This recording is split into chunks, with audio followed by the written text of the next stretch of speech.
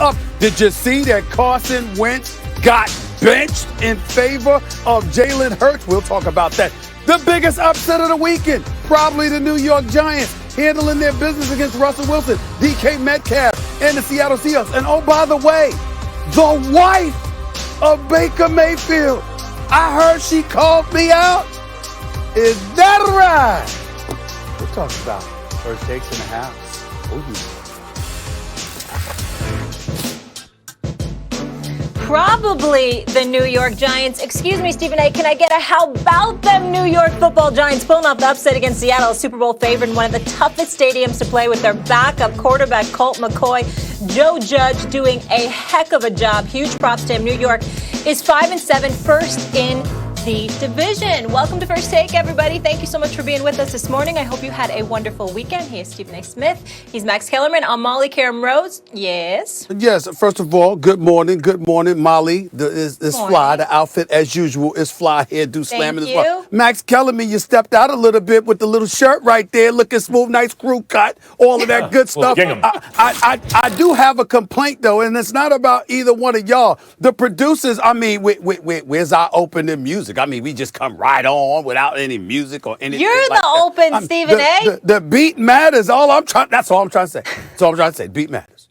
Beat matters. You were the open. Like all we needed was you and the New York Giants this morning. All right, okay. Max, let's get right to it because you know I was super hyped last night watching that game. I still can't believe they pulled it off. Do you think the Giants are now going to run away with the NFC East? They ain't running away with nothing unless you consider like a game by NFC East standards. Like, oh my God, it's insurmountable. A whole football game. No, they're not running away with anything, and that has a lot to do with their schedule, although when you look at the schedule, you don't see that's an unwinnable game, like Baltimore right now. A couple weeks ago, you go, man, the Giants are going to get killed, like a month ago. Not anymore. That's a winnable game. Arizona's a winnable game. You know, these are games they can win, but when you look at their schedule, you figure maybe they're 2-2, something like that. And if they're a little bit better than that, great. Cleveland's playing very well right now. You'd like the Giants over the Cowboys last week of the season. But 3 of their next 4, the Giants will be underdogs. And the Washington football team, who, like the Giants, has been trending better and better as the season goes on, who, like the Giants, had a culture change before the season started, although in Washington's case, they had more of a known commodity as a head coach. In the Giants' case, they were hoping that they picked the right guy. But in any event, Washington's schedule's not as bad as the Giants'. Although it's not a cupcake schedule, the main thing I notice is that for the Giants and for Washington, the schedule doesn't look as tough as it used to because our perception of them has changed. You know, when you think differently about your football team and you look at a game like Arizona or Baltimore or Cleveland and you think your team is really no good. If it was the Jets, you go, gonna lose. Unless you see a Bengals pop up somewhere, or maybe a Panthers, you go, maybe that's a winnable game. But the way the Giants and Washington are playing, you look at those same games, you go, they have a chance to win. For example, today, Pittsburgh, right? That's an undefeated team. And I think because they beat the Ravens, but the way they beat them, Tomlin really came down on them. Maybe they don't fall into a trap, Pittsburgh against Washington. But otherwise, that's a kind of a trap game. Washington doesn't have a good record, but they do play defense. They've been playing better than advertised this year. Meantime, the Steelers are coming off a Ravens game where obviously the emotions get up, and as Ryan Clark says, best time to play the Steelers or the Ravens is after they play each other, right? All of a sudden, I look at that game, I go, I think Pittsburgh's going to beat Washington. But I think partly that has to do with motivation. In other words, that's not such a bad win anymore. That's kind of a quality win. So, Stephen A., I don't see the Giants with something like a 2-game plus lead in that division. Mm-hmm. I think it's going to be tight.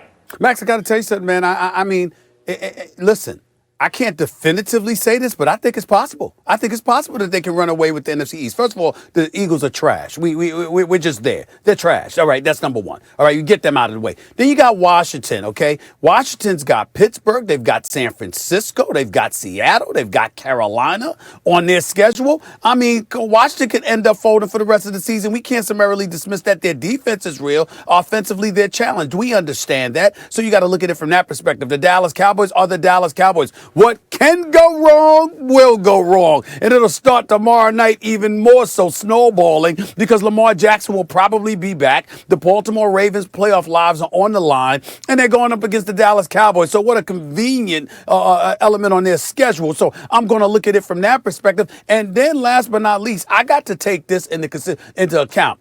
Max Kellerman, did I not come on the air weeks ago and specifically state this dude Joe Judge looks like the right man for the job? Every single week we have watched the New York Giants, they have improved. Whether they had Saquon Barkley when he goes down, whether they had Daniel Jones ultimately when he goes down, when you watch the New York Giants, this guy Joe Judge seems to be the right man for the job. I can't say enough about the guy thus far. They play hard all the time. They improve every single week. And considering where they were and what we considered them to be, and to watch them go out and play the way that they play, particularly on the defensive side of the ball, they're a top 10 defense, number 8 overall, top 5, meaning number 4 against the run. These brothers come and they play and they get after you. So you're going to be in a dogfight. You're going to have an opportunity to win games because that defense usually gives you that opportunity. And when you combine that with the ineptitude that exists within the rest of the NFC East, not even taking into account their schedule, just what you've seen thus far, and then you take into account the level of competition Washington is going to have to go against, the fact that the Dallas Cowboys are who they are, and we know that the Eagles are trash, I definitely think the NFC East is ripe to be had by the New York Giants and Coach Joe Judge and his defensive coordinator. But I like your points about Joe Judge. I'm going to get to that in a second. First of all, Ron Rivera is a real guy, too. And when you look at the division, the teams with the coaches that you go, okay, that's a culture change. Those are the teams, New York and Washington, trending in the right direction. And those were the teams considered bottom feeders in a bottom-feeding division.